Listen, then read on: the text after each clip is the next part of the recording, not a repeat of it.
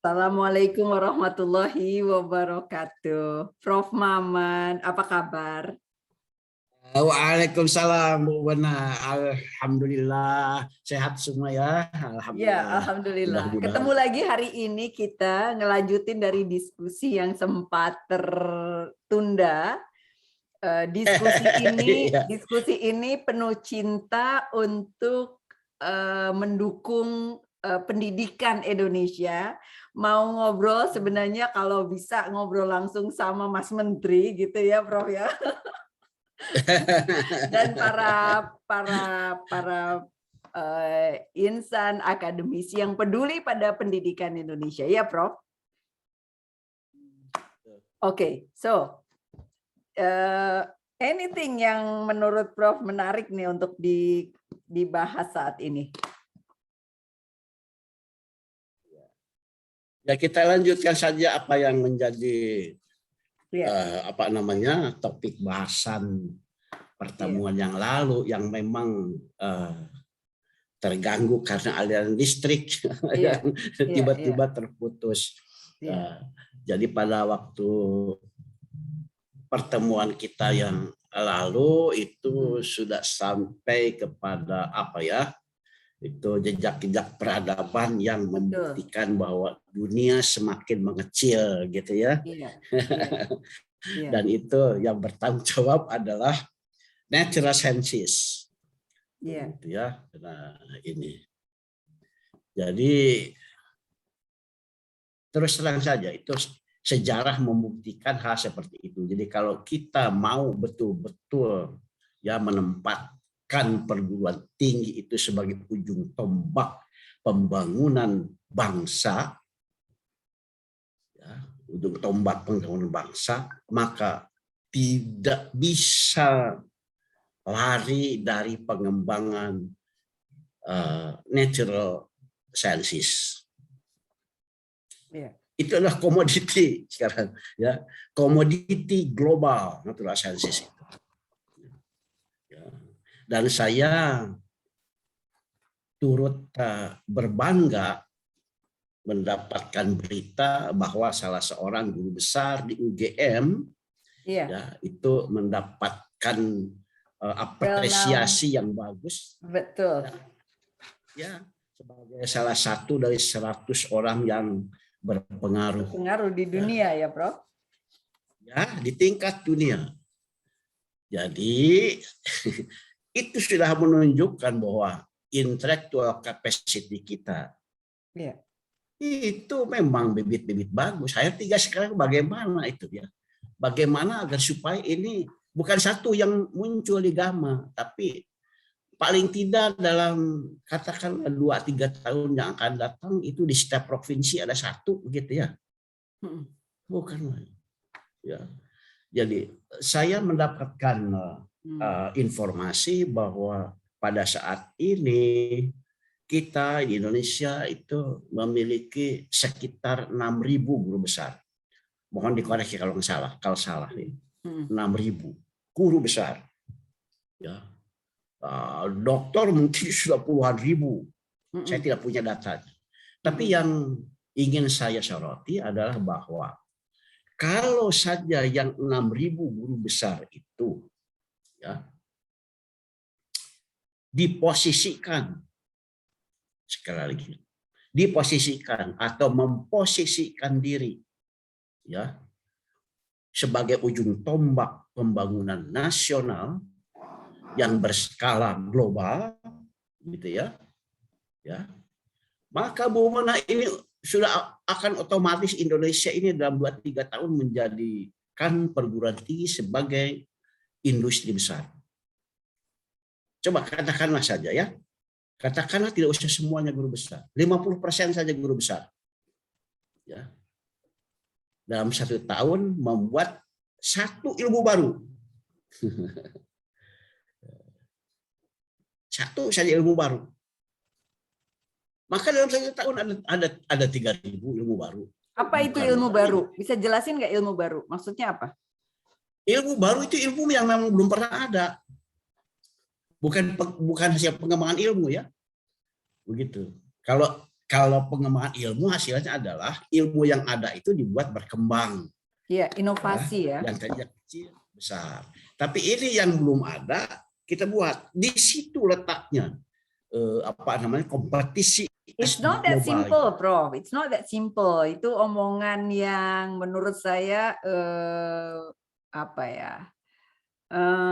ideal di tataran berpikir, tetapi di tataran praktis kayaknya cita-cita gitu.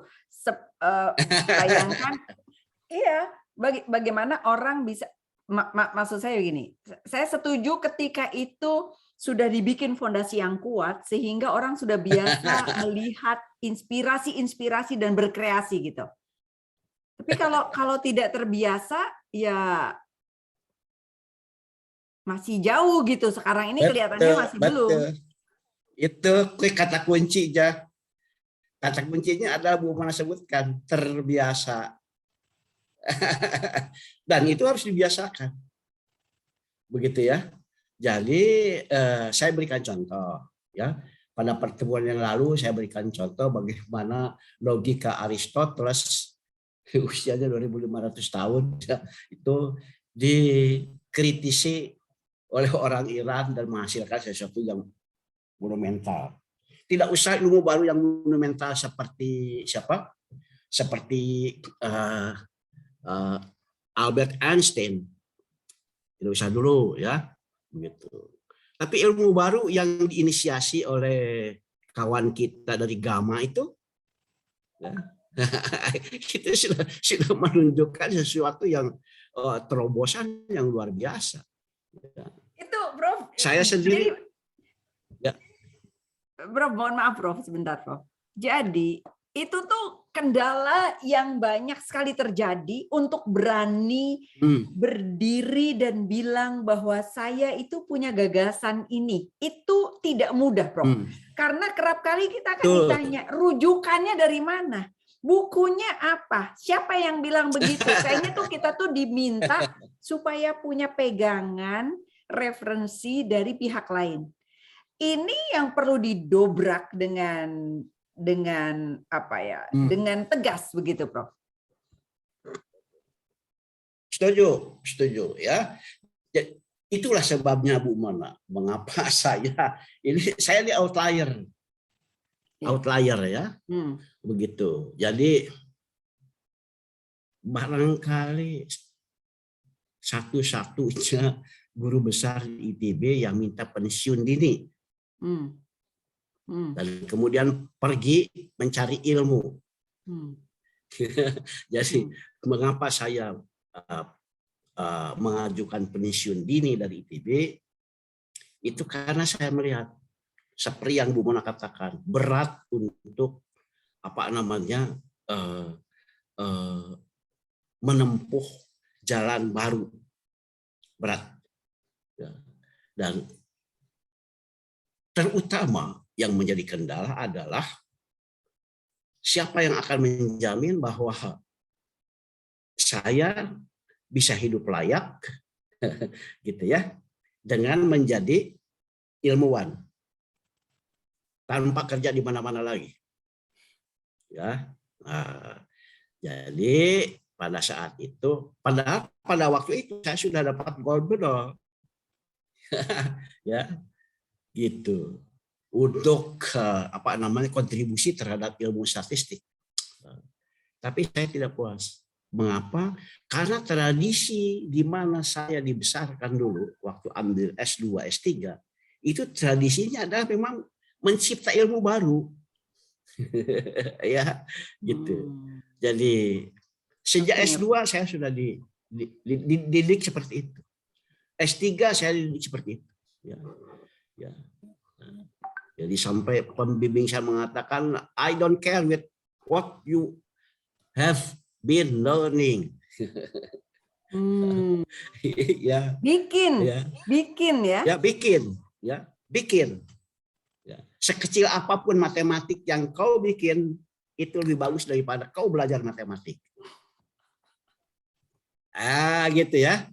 Nah, oleh karena itu di mana-mana saya kampanye. Stop learning mathematics. Ya. Jadi start producing matematik.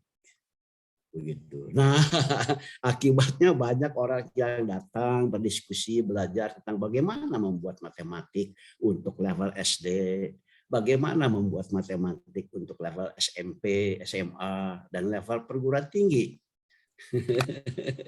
Ya. Itu. Bahwa untuk membuat itu harus belajar, itu ya memang manusiawi, ya. Tapi bukan itu tujuannya. Tujuannya adalah producing. Dan itu sudah dikatakan oleh Jean Piaget ya, berpuluh-puluh tahun yang lalu. Ya, kita tahu Jean Piaget adalah bapaknya ilmu pendidikan, ya. Semua orang dari Fakultas Pendidikan tahu dia siapa. Dan Jean Piaget mengatakan education is not to produce conformist. Education is to produce creator and innovator. Ya, memang ada apa namanya, kalau saya menyebut ada kerugian sejarah yang kita miliki di Indonesia, ya, dalam bidang pendidikan. Yaitu apa kerugiannya? Kerugiannya adalah kalau di negara-negara Barat itu pendidikan itu berkembang dari mulai tidak ada, begitu ya. Dari mulai tidak ada pendidikan, ya baliklah ke zamannya Homer, ya, zamannya Thales, ya, kemudian terus turun ke Socrates, Plato, sampai Aristoteles, sampai ke zaman Renaissance. Nah, itu mereka punya rangkaian sejarah seperti itu. Kita tidak punya. Indonesia tidak punya sejarah rangkaian seperti itu. Tiba-tiba ada, sudah jadi. Nih pendidikan tuh kayak begini. Itu kerugiannya. Ya. Jadi saya menyebutnya kerugian sejarah karena kita tidak mulai dari nol untuk membangun proses pendidikan itu. Ya. Jadi saya memang mencari jejak-jejak sejarah itu agar supaya saya tidak menuruti saja, ya, orang lain melaksanakan seperti itu. Oh, kok kita ikut-ikutan? Jadi ada dasarnya mengapa saya begini, mengapa saya begitu, gitu ya. Oke, I like it. Jadi Prof, tentang saya tertarik dengan stop learning but producing. Jadi pendidikan bukan untuk memproduksi konfirmasi, melainkan memproduksi pencipta dan inovator, ya, atau minimal imitate dan innovate, gitu ya, awalnya. Saya sendiri perlu cukup waktu untuk bisa berani memproduksi ilmu, gitu ya. Saya sudah merasa sudah menciptakan sebuah ilmu, gitu ya Prof ya, yang saya sekarang ini lagi kerjain sungguh-sungguh ke situ, gitu ya.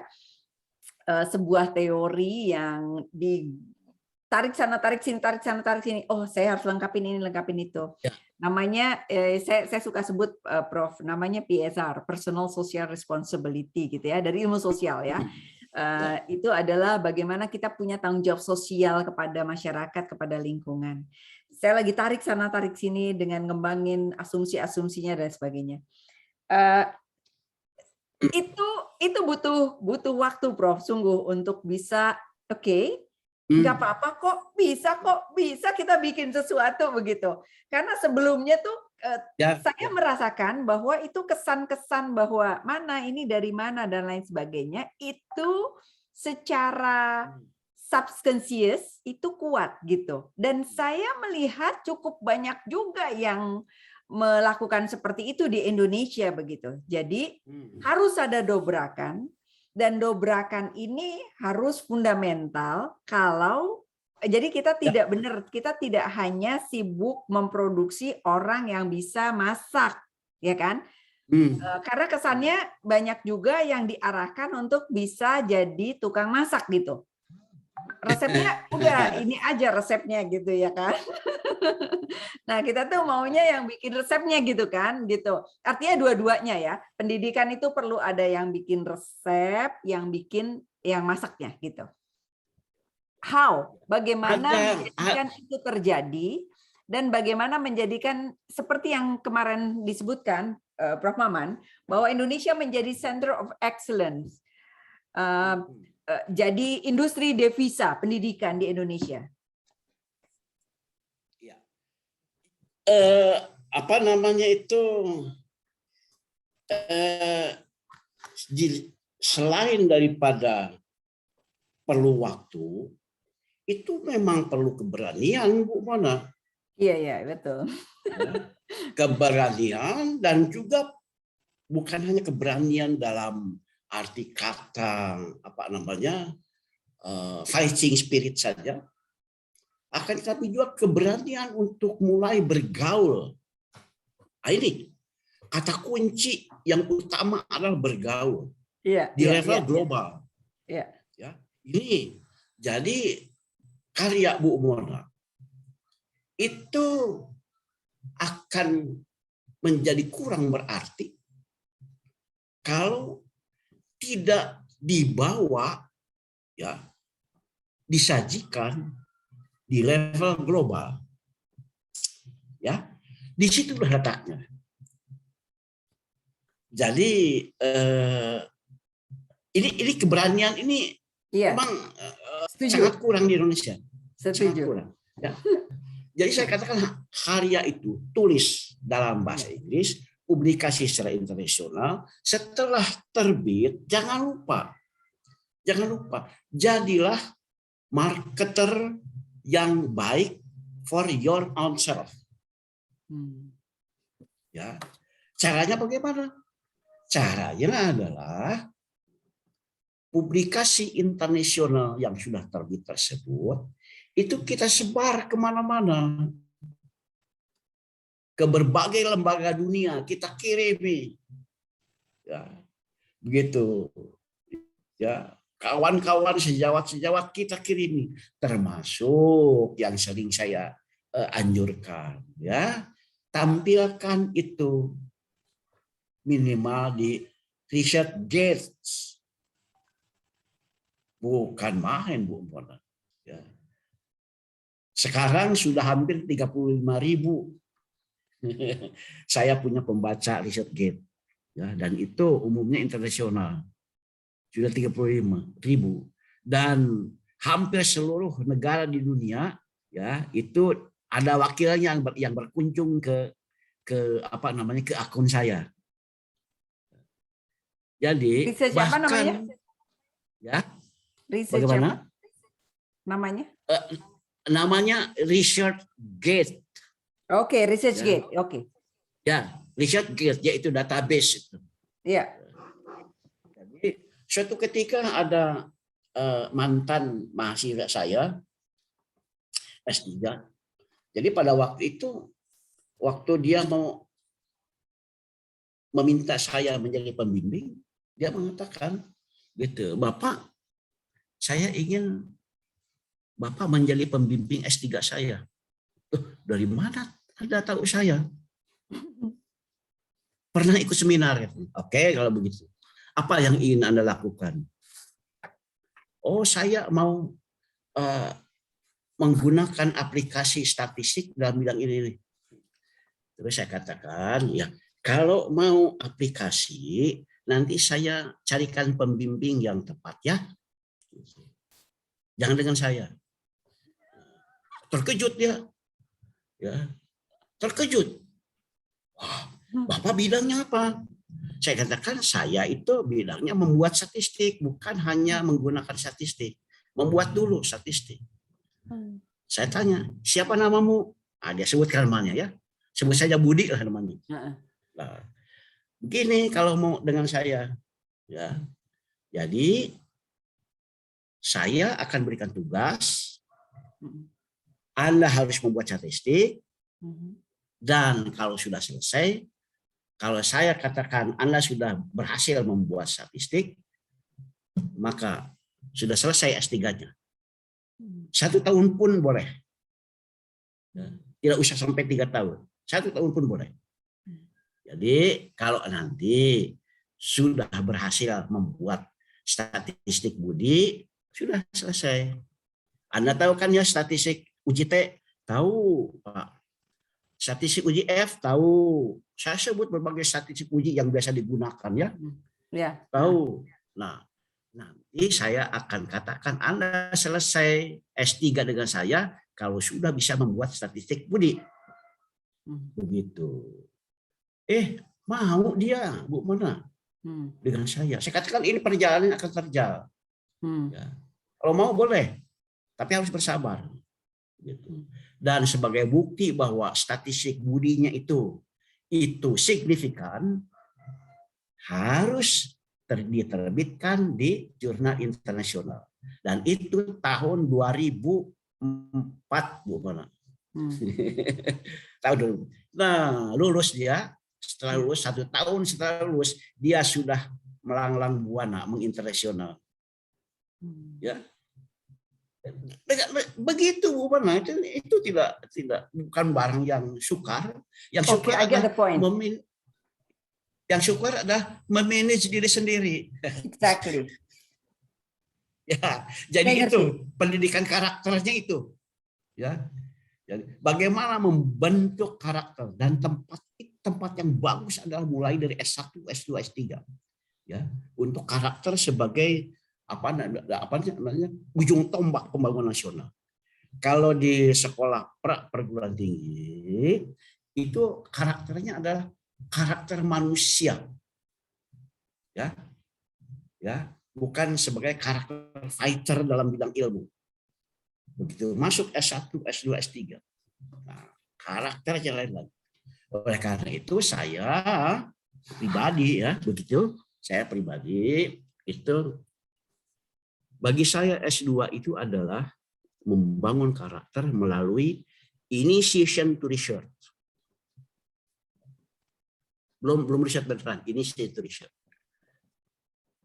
S3 itu pembangun karakter melalui supervised research. Tidak independen. Ya, nah, di situ. Kapan kalau begitu independen research-nya? Indonesia tidak ada tempatnya, Bu Mona. Kalau di negara maju ada tempatnya. Yaitu di mana?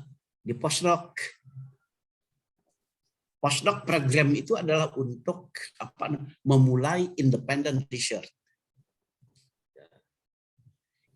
Sebenarnya tidak independen karena diawasi oleh global atau international peer.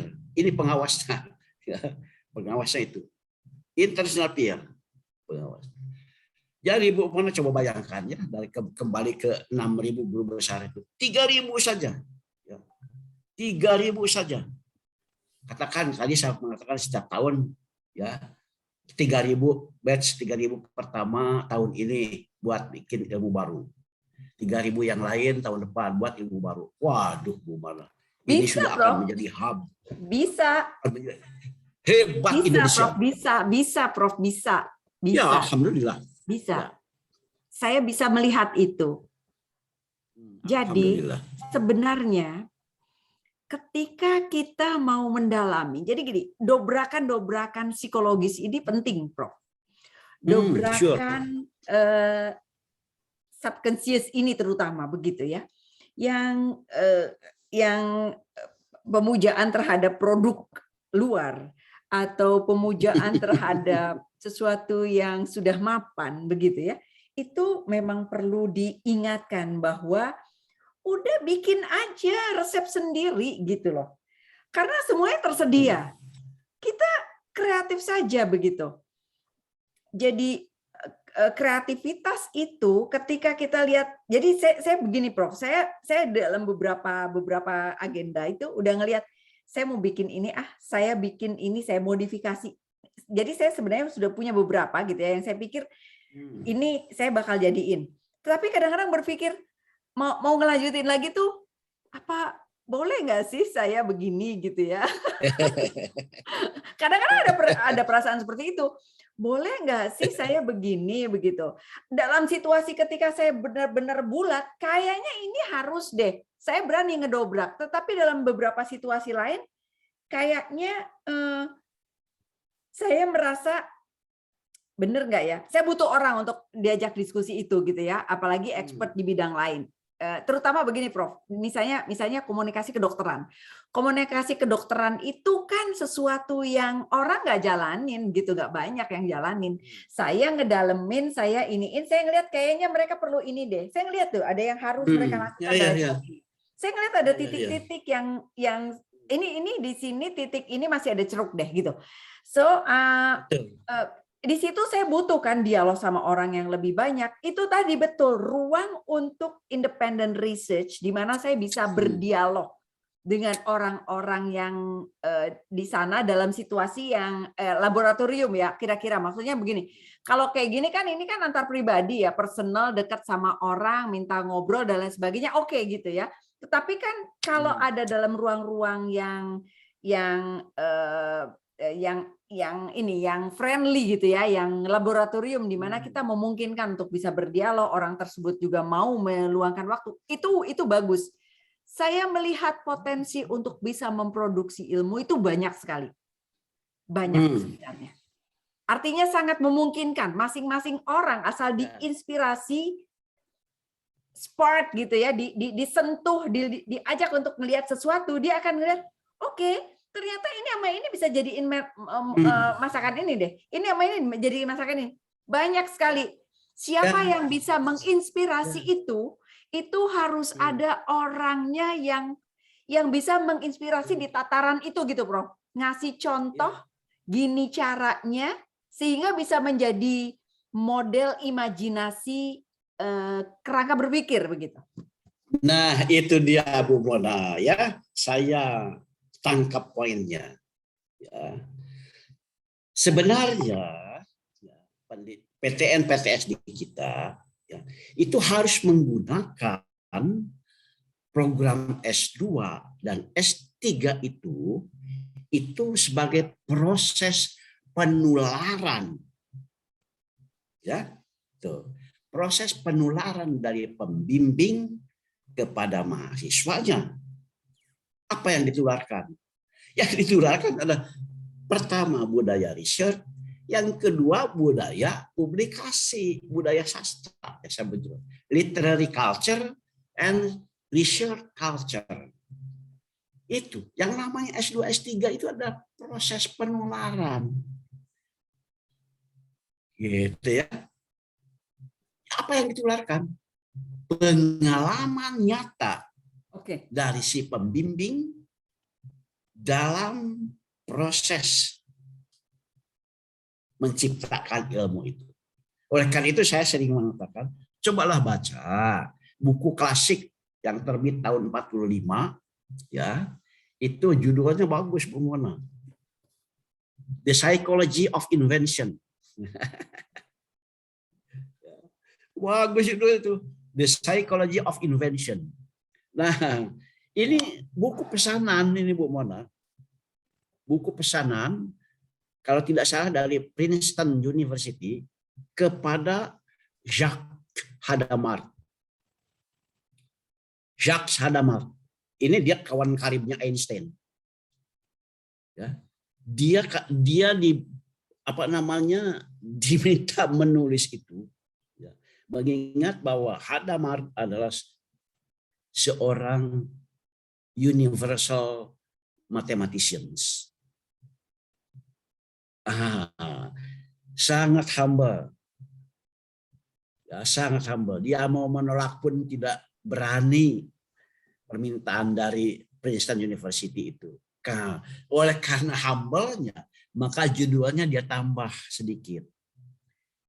The Psychology menjadi The Psychology of Invention in Mathematical Fields. Padahal isinya itu general. Tapi contoh-contohnya itu diberikan dalam bidang matematik. Begitu ya.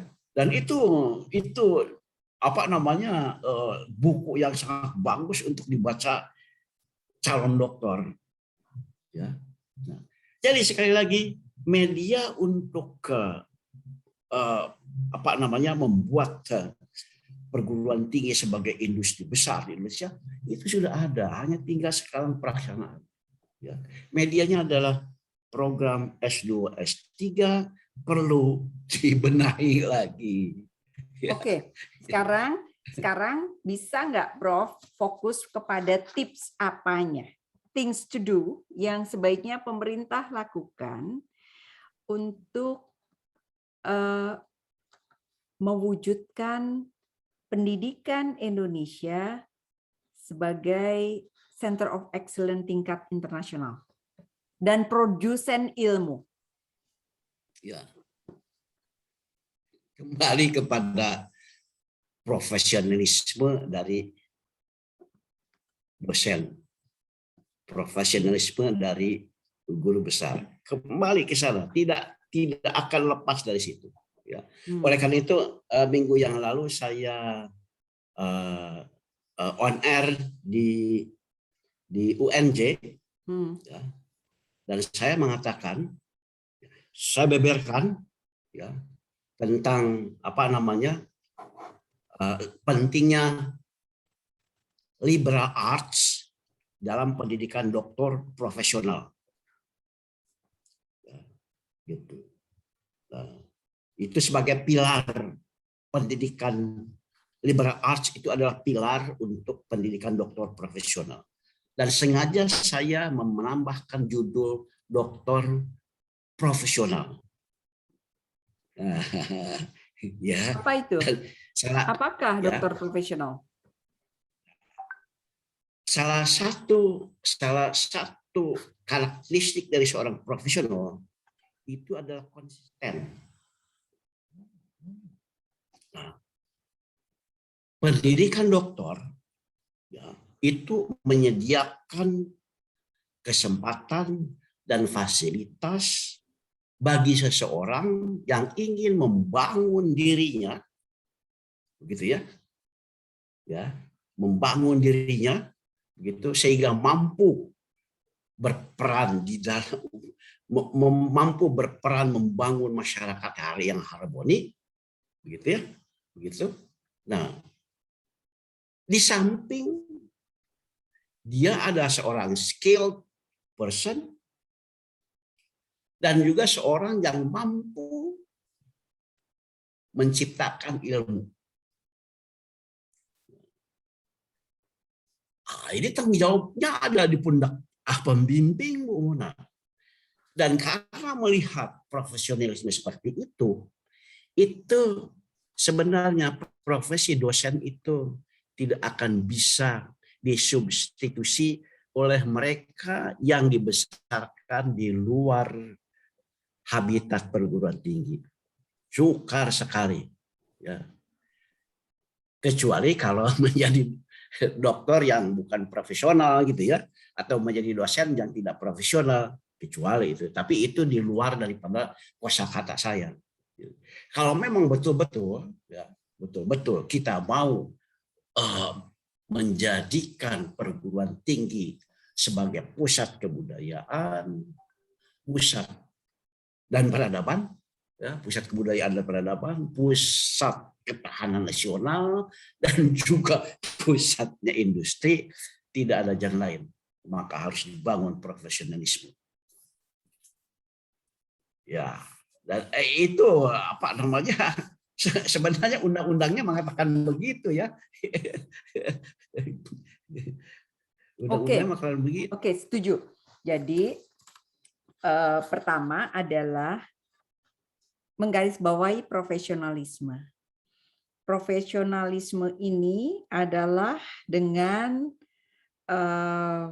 memastikan bahwa di dalam proses pendidikan menyediakan kesempatan dan memfasilitasi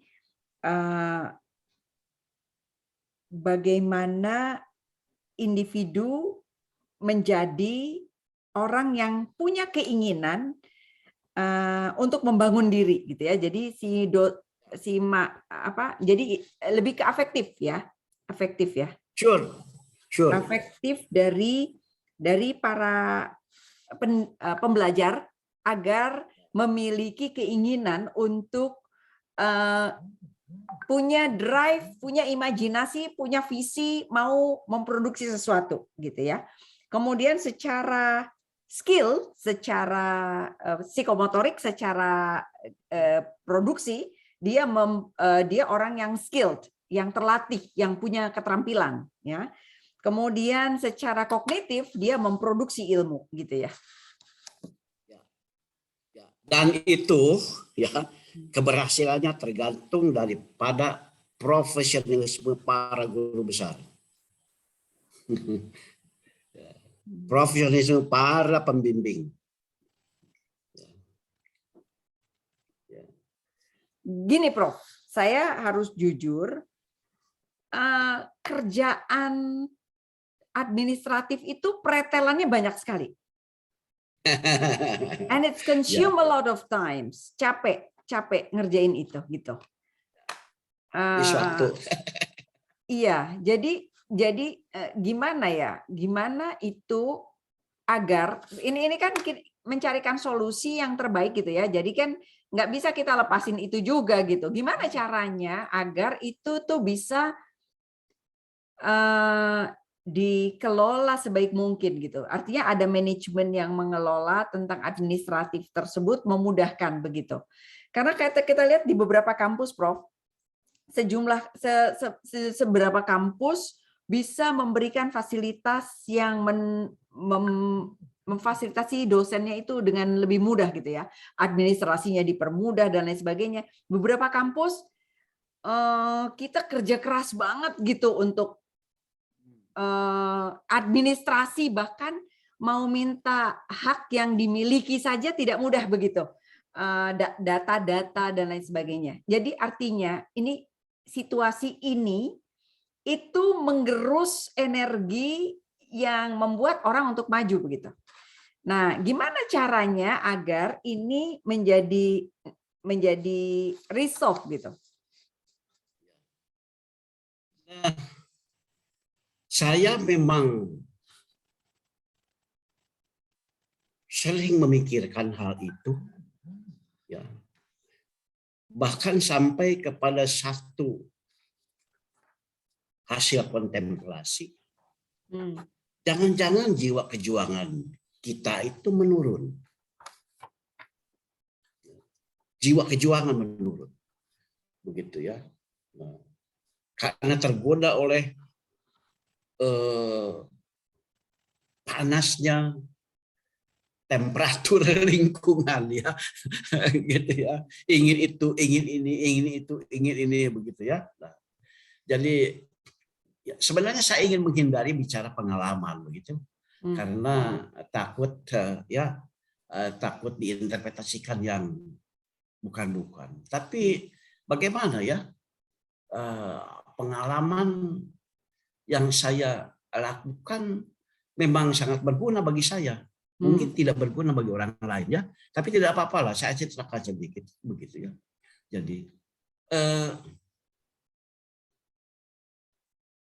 manajemen diri sendiri di kalangan dosen, atau istilah saya itu manajemen karir lah gitu ya, di kalangan para dosen, itu tidak seperti yang saya bayangkan. Ya, jadi pada waktu saya pulang dari Prancis, begitu, saya di monitor oleh para senior. Ya. Setiap hari ada di kampus di ITB. Jam 7 sudah ada di kantor, jam 5 baru pulang. Begitu ya, begitu terus. Dan kemudian para senior ini khawatir dengan saya. Khawatir dari segi apa nih? Ini jangan-jangan Maman ini nggak bisa makan gitu ya, kerjanya begitu saja. Gitu. Lantas ada delegasi senior ke saya menawari pekerjaan, ya, mengajar lagi di berbagai tempat. Wah, Bu Mona dengan apa namanya honorarium yang sangat tinggi ya. saya katakan Pak tidak untuk sementara ini. Terima kasih atas apresiasi dan perhatiannya. Ya, tidak itu. Nah, apa yang saya lakukan, Bu? Bukan saya tidak berkelebihan, tidak, tapi cukuplah untuk bisa berproduksi. Ya. Nah, yang saya lakukan adalah di kampus ITB saya membuka konsultasi.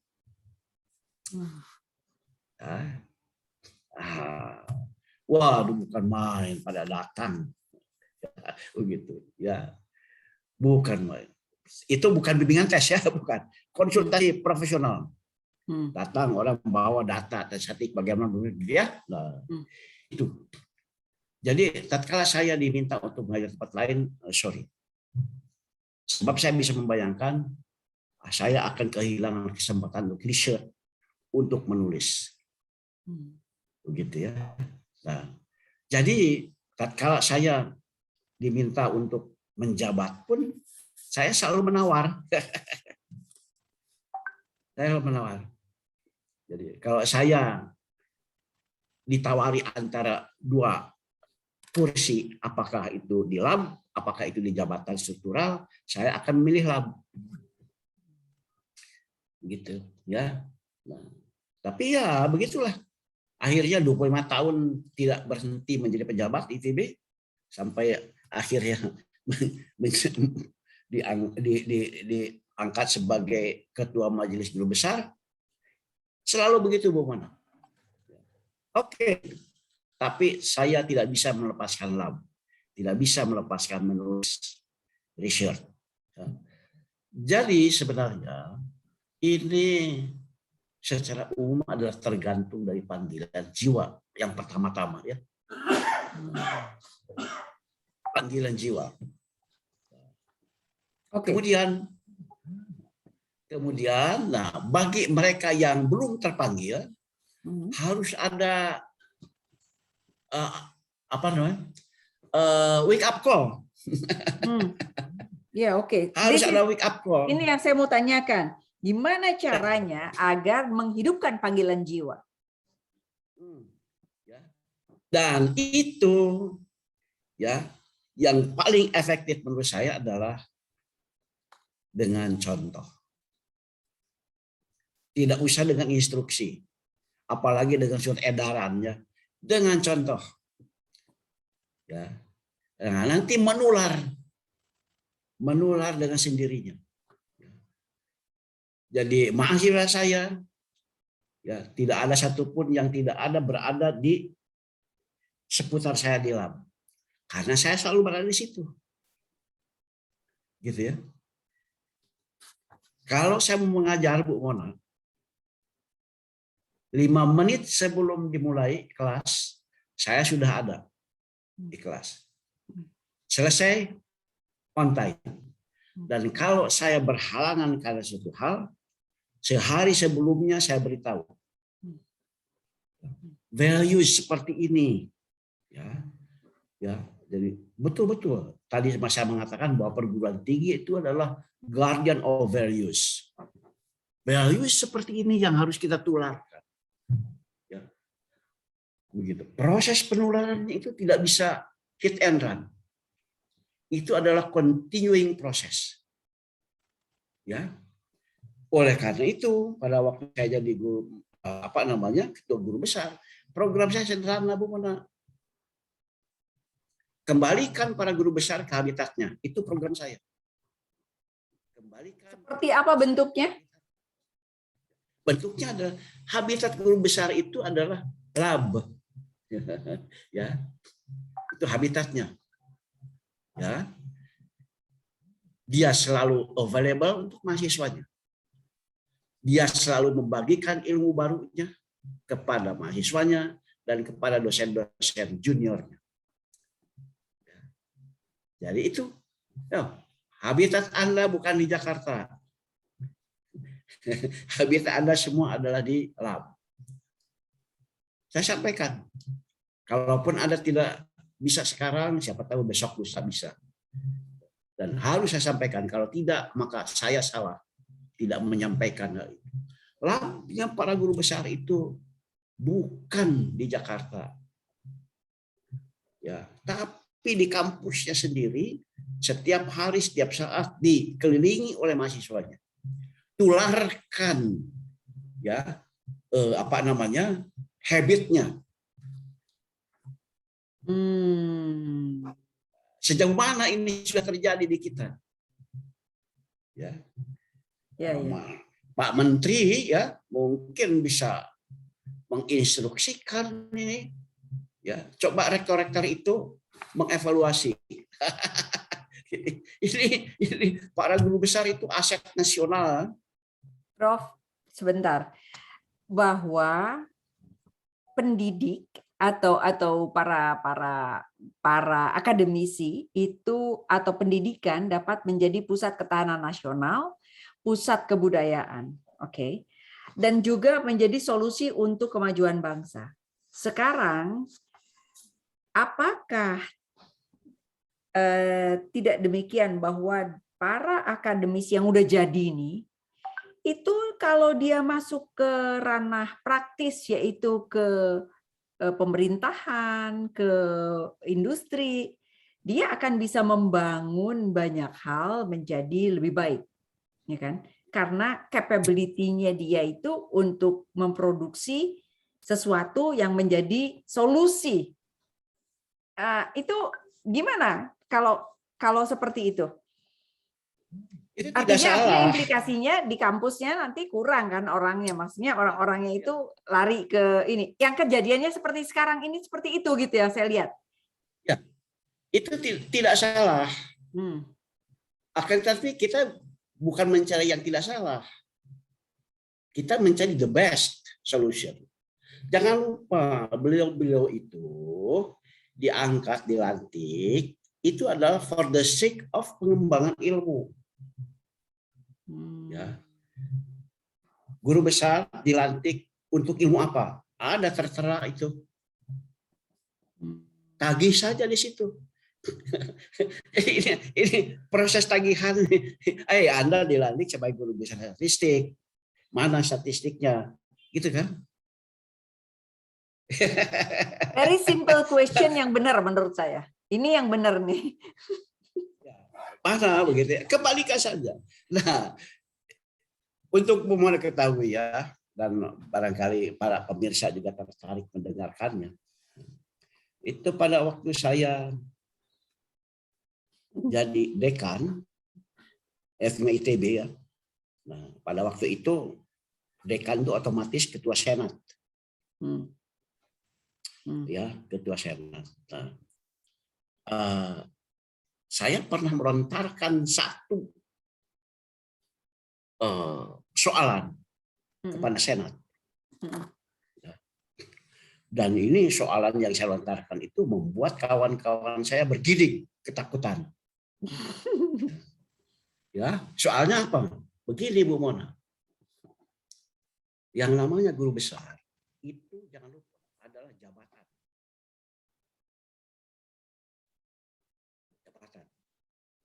Yang namanya jabatan itu tidak otomatis seumur hidup. Yang namanya jabatan itu ada masa periodenya. Ya. Dan jabatan itu akan berhenti kalau begini gitu ya. Antara lain kalau meninggal ya, nah berhenti jabatan itu ya. Walaupun sedang menjabat. Atau sakit yang tidak bisa disembuhkan. Gitu kan ya. Itu jabatan itu ketat sekali. Soalannya apa yang saya lontarkan ke senat? Ini saya sebagai akademisi ini melontarkan soalan yang untuk diperdebatkan. Ya. Nah, soalannya saya katakan, Bapak, Ibu, saya belum guru besar pada waktu Ibu Mona. Ya.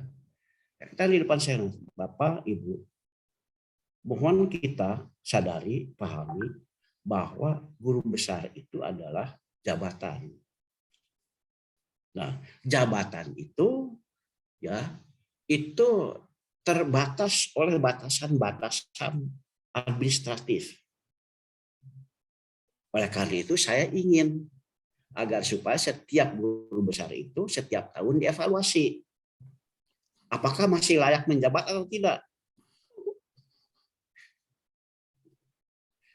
Itu soalan saya.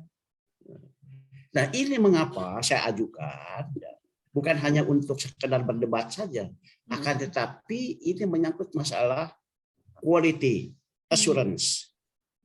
Ya, nah, saya katakan ini, saya orang quality assurance, terlibat sejak tahun 95 secara efektif ya. 1995 itu saya terjun dalam sekali ya sampai sekarang, sehingga saya menjadi anggota American Society for Quality gitu ya. Jadi saya harus menjamin bahwa kualitas pemegang jabatan itu excellent. Jadi mohon dievaluasi setiap tahun.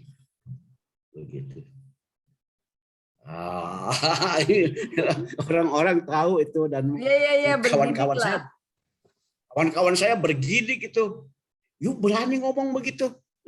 Saya katakan ini saya nih, satu akademisi, yang kedua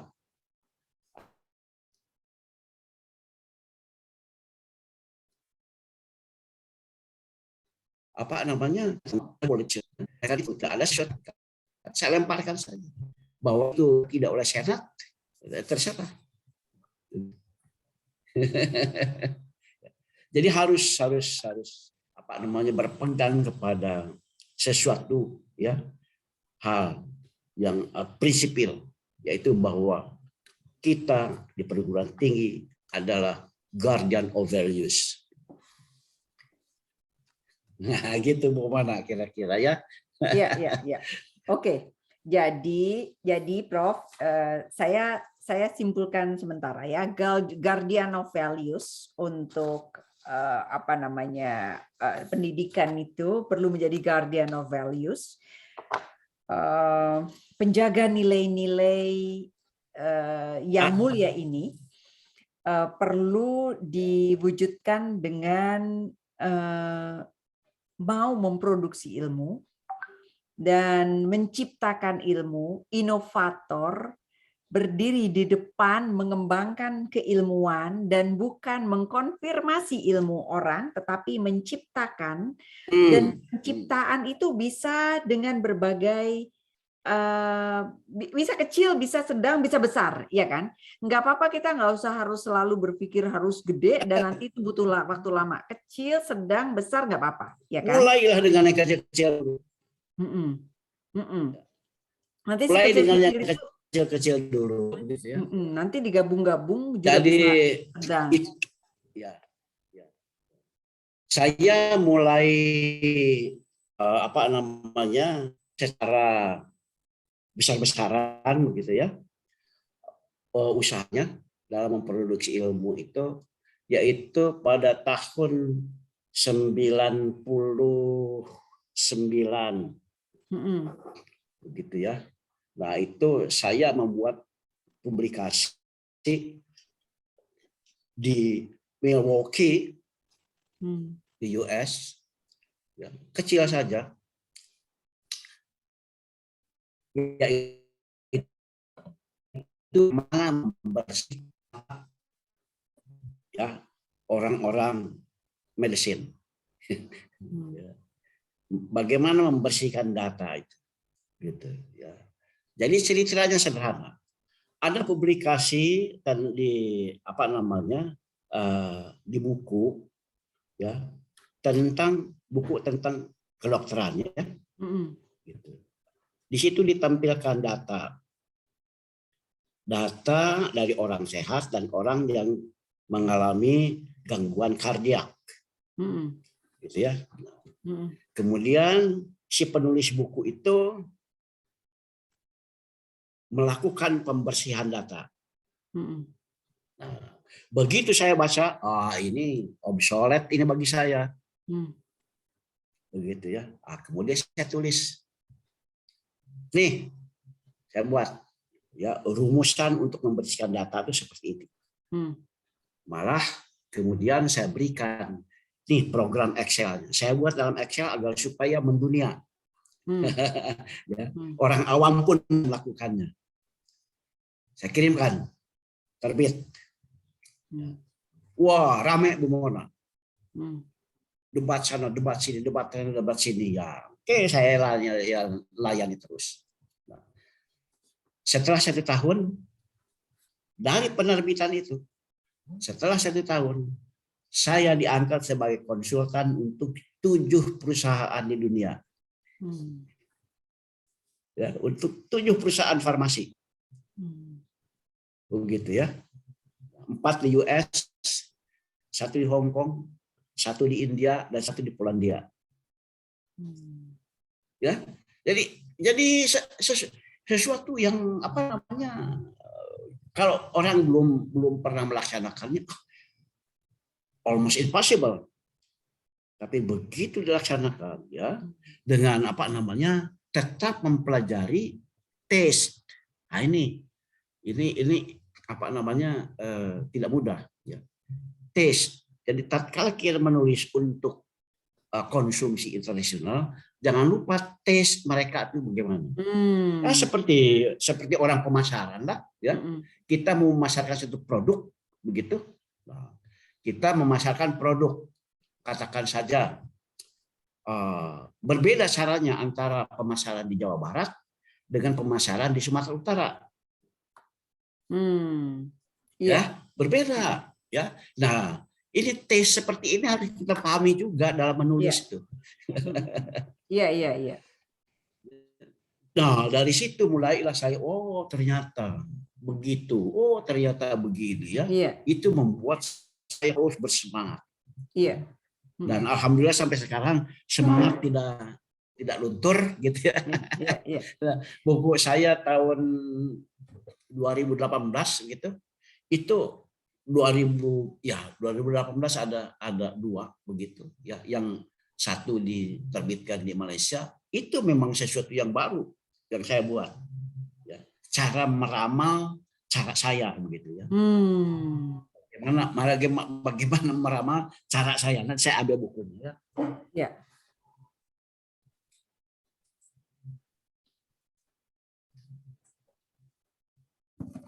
Ini ya yang ini isinya adalah teori yang saya kembangkan sendiri. Ya. Forecasting method, the needs of policy makers.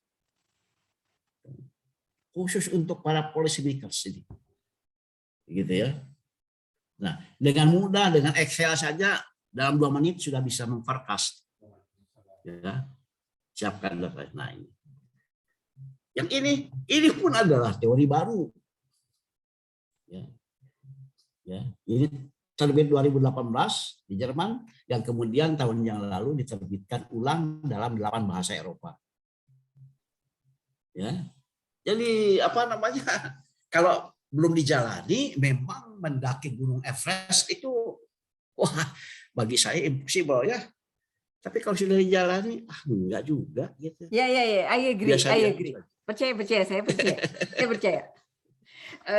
Jadi saya melihat gambaran itu dalam beberapa situasi gitu ya. Saya lihat nih, kayaknya bisa deh gitu. Memang perlu upaya, perlu masuk, perlu ngeliat, perlu membuka diri, perlu gaul gitu. Dan saya setuju bahwa pergaulan internasional kita memang belum banyak. Artinya kebanyakan orang Indonesia gitu ya. Internasional di kalangan akademisi ya. Jadi kalau begitu ya, mungkin model pembangunan Silicon Valley itu bisa dicoba diterapkan.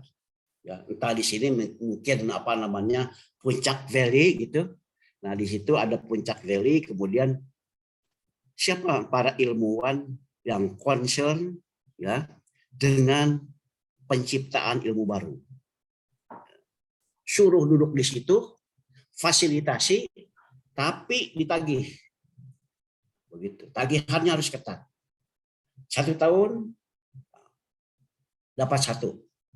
Kalau tidak, finish. Ya, harus begitu Bu. Jangan dimanja. Jadi undang saja para pakar ya, tidak harus sudah guru besar ya. Undang para pakar begitu ya. Nah, katakan saja ya, kami pemerintah mau begini. Anda diundang untuk berkontribusi. Ilmu apapun ya. Siapa yang berminat dalam program pemerintah ini ya, begitu untuk sekali lagi ya, menjelmakan perguruan tinggi sebagai pusat-pusat yang sudah saya katakan tadi. Jadi begitu. Saya tahu pernah ada, Prof. Ya. Sebelumnya pernah Daripada ada namanya dosen merenung, ya, dosen merenung. Saya berharap si dosen merenung itu tidak hanya gagasan yang cantik, tetapi juga penagihan tadi gitu. Artinya apa yang dia renungkan, apa yang dia imajinasikan gitu kan. Merenung itu kan berarti dosen diperkenankan untuk merenung. Nah, untuk itu dia berjanji apa? Nah, si perjanjiannya itu yang harus ditagih dan applied gitu. Ya. Malah saya pernah menyampaikan gagasan dulu waktu saya jadi dekan gitu ya, menyampaikan gagasan. Ya. Gagasan sederhana begini. Itu dalam tradisi kita, dosen kan diminta atau bahkan dianjurkan untuk menyampaikan research proposal ya. Research proposal. Nanti didanai.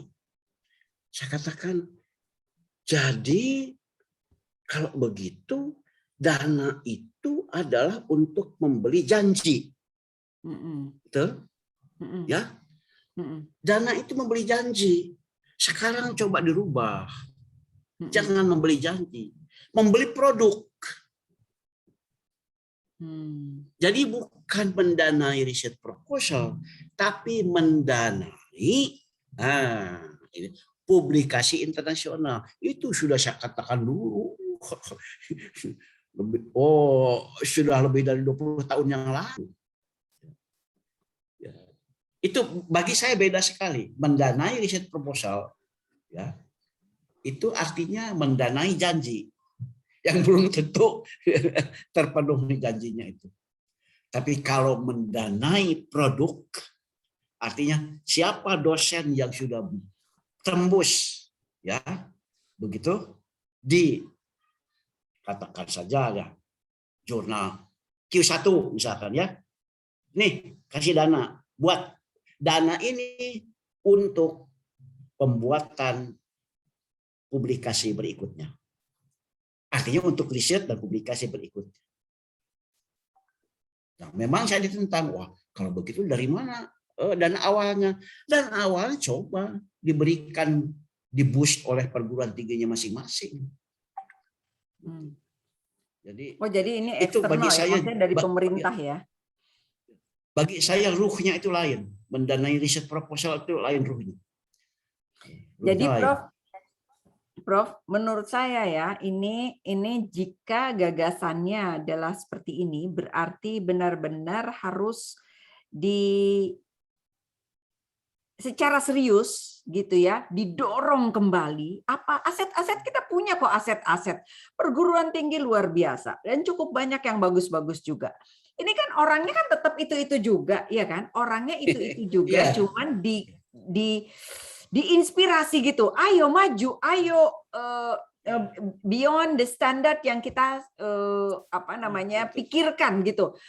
Melewati batas-batas yang bisa kita elaborasi lebih lanjut lagi. Karena kalau kita bikin baru-baru lagi kan mahal juga ya kan? Dari S1, S2, S3 itu kan mahal banget kan gitu loh. Mendingan yang ada kita ingatkan kembali untuk balik lagi prosesnya mastery, Prof, ya kan? Mastery itu balik lagi mempelajari dasar-dasar filosofis fundamental lagi untuk dia sampai di satu titik, terus dia bisa ngembangin lagi gitu. Kadang-kadang kita lupa sama pelajaran-pelajaran yang kelewatan dari dulu. Kalau pelajaran itu sudah kuat, basicnya, kita bisa menciptakan hal-hal yang baru lagi gitu, Prof. Ya, ya, ya itulah. Jadi memang harus dibuat ya elit. Ya. Elitisme perguruan tinggi itu bukan untuk menjadi elit yang istilahnya itu duduk di menara gading ya. Tapi elit dalam arti kata ya memang menjadi pasukan elit gitu. Dalam mendobrak kemapanan ilmu pengetahuan. Jadi kita memang benar-benar ikut bertanding di situ ya, dalam perlombaan global, perlombaan intelektual secara global. Nah, ini perlu didengungkan oleh bapak-bapak yang ada di atas sana. Iya, Prof. Tapi harus ada contoh-contoh, Prof. Harus ada contoh-contoh orang-orang yang kredibel, yang menjadi contoh dan bisa ditanya. Dan itu nggak mudah carinya gitu. Jadi, ya itulah Bu Mona ya. Memang menarik, kita tidak akan ada habis-habisnya ya. Jadi kita untuk sementara ini harus mendobrak tradisi yang kurang baik ya, dan mentransformasikannya menjadi tradisi baru ya, begitu. Sekali lagi, for the sake of the nation. Iya. For the sake of bangsa Indonesia. Gitu. Jadi sudah terlampau lama kita bukan terlampau lama lagi, sejak merdeka begitu kita hanya menjadi penikmat saja gitu ya. Aduh. Saya ngerti, Prof. Jadi, Prof, kalau saya ngelihatnya ini kita hampir sudahi, Prof. Saya lihatnya begini, Prof. Itu tidak kita bisa katakan bukan cuma di Indonesia. Di negara lain pun bisa saja mereka jadi pengguna, ya kan? Pengguna ilmu. Kalau mau jadi tokoh-tokoh ilmuwan yang benar, yang produsen ilmu, itu selected person. Nah, kadang-kadang kalau sekarang ini ada inisiatif untuk dosen tamu dari luar negeri yang diaspora dan lain sebagainya untuk balik ke sini atau untuk berbagi ilmu ke sini.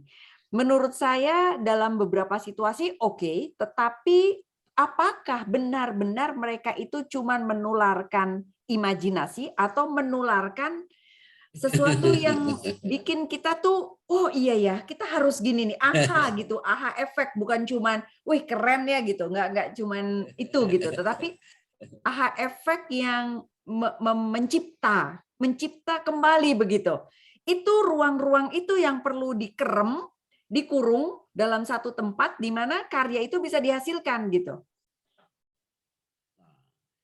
Ini saya mau cerita dulu ya. Tentang pusat-pusat peradaban masa lalu ya, yang tumpur dan juga ada yang hidup ya. Di masa lalu sebelum abad Masehi itu kita mengenal Mesir kuno sebagai pusat peradaban, Persia sebagai pusat peradaban, Cina sebagai pusat peradaban ya. Jadi ada 4 dan dunia Islam sebagai pusat peradaban. Ada 4 itu. Sebelum zamannya Renaissance. Nah, yang menarik. Mesir padahal peradabannya begitu tinggi. Kok sekarang jadi negara yang so sad. Tidak developing country lah. Persia malah hancur-hancuran. Cina, ya, baru belakangan ini bangkit. Ya, baru belakangan ini. Mungkin setelah mereka membaca bukunya Michael Hart yang mengatakan bahwa menurut Michael Hart, Cina mengapa tidak maju? Karena mereka merasa puas. Mereka apa? Dengan yang mereka miliki. Mereka sudah merasa puas dengan Oke. yang mereka capai. Ya. Nah, lain halnya dengan Jepang, Singapura. Mulai dari ketiadaan sampai jadi negara maju hebat. Nah, Indonesia itu jangan berkaca kepada Mesir, jangan berkaca kepada Persia, tapi harus berkaca kepada Singapura, berkaca kepada Jepang. Kita boleh saja secara geografis ada di Asia Tenggara, tapi pergaulan kita harus dekat dengan Barat. Maaf saja, ya, pergaulannya harus pergaulan internasional, begitu ya. Nah, jadi ini kalau kita melihat kondisi dunia ya, dan bangsa mana yang meninggalkan natural sciences itu akan menjadi bangsa yang terbelakang. Ya, yang tidak menguasai natural sciences itu pasti ada di belakang. Dapat dipastikan. Mengapa? Karena draft langkahnya itu ada di sana. Ya, draft langkahnya ada di sana. Jadi Bu Mona sekali lagi, ya sayang kalau bangsa ini begitu tidak secara serius ya membangun elit, masukkan elit dalam STEM ya, dan tidak perlu banyak-banyak dulu. Katakanlah misalkan 3 atau sampai dengan 5 perguruan tinggi ya yang top, jadikan itu perguruan tinggi elit ya, dan kemudian yang ada di bawahnya ya seperti piramida Maslow begitu ya, menetes ke bawah. Ya, gitu ya. Demikian juga dari para ilmuwan elit itu ya, itu menetes ke ilmuwan generasi berikutnya. Ya. Jadi saya belakangan ini memikirkan lebih lanjut ya, akan adanya gelombang semangat yang besar dari para dosen muda dalam menerbitkan karya ilmiahnya di jurnal internasional. Bukan main, gelombangnya dahsyat sekali. Makin lama makin banyak sekali dosen-dosen muda yang publikasinya di jurnal internasional banyak. Pertanyaannya, kita harus siap-siap dengan what next. Setelah itu mau diapakan? Gitu ya. Mau diapakan ini? Mereka sudah bisa memproduksi publikasi. Tapi lantas diapakan? Jangan sampai itu hanya menjadi sesuatu yang dinikmati oleh yang bersangkutan saja. Nah, ini jadi kita perlu siap-siap Bu Mona untuk bisa mendeteksi secara dini ya apa yang harus kita lakukan berikutnya. Oke. Sebelum kita akhiri, Prof, apa yang harus dilakukan untuk siap-siap itu? Siap-siap apa ya? Jadi ya coba ya bandingkan dengan 5 tahun yang lalu. Iya. Ya, memang ada energi luar biasa. Ya, di mana semua dosen itu memang shock. Betul. Dengan publikasi internasional ya, bandingkan. Sekarang sudah mulai. Ya, sudah mulai terbiasa. Nah, kalau ini sudah mencapai critical mass, mau diapakan? Itu. Iya. Artinya cuman jadi doang ya, Prof. Sayang ya. Ya begitu. Dan mau diapakan? Dan ini pertanyaan ini saya ajukan ya kepada policy makers lah. Ya. Mau diapakan? Gitu. Ini nanti calon-calon elit yang bukan main hebatnya. Iya. Oke. Wow, menarik sekali. So, semoga dialog ini mencerahkan dan bisa menjadi gelitik yang positif dalam pikiran dan hati dan perilaku ya para akademisi Indonesia.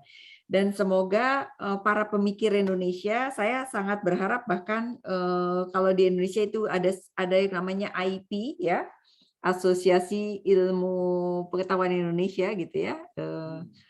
Itu juga wadahnya, tetapi elit banget gitu ya, di atas banget gitu, dan mungkin orangnya nggak terlalu banyak gitu. Mungkin mereka juga bisa sambil memikirkan juga wadahnya itu kalau bisa diperluas lagi gitu ya untuk orang-orang yang punya keinginan untuk kontribusi di bidang-bidang lain-lainnya gitu. Karena kalau di atas-atas banget nanti nggak ada yang meresin, yang sebenarnya masih banyak loh yang masih bisa diperesin gitu. Itu benar-benar aner banget nanti di sana gitu. Yang sebenarnya real yang bisa memproduksi banyak hal itu juga banyak loh yang bisa dielaborasi, nggak nunggu usia tertentu. Terima kasih Prof. Sehat selalu. Sama-sama Umana. Ya. Senang. Terima kasih ya. Salam buat keluarga. Terima kasih. Mari, assalamualaikum Oke, terima kasih. Assalamualaikum.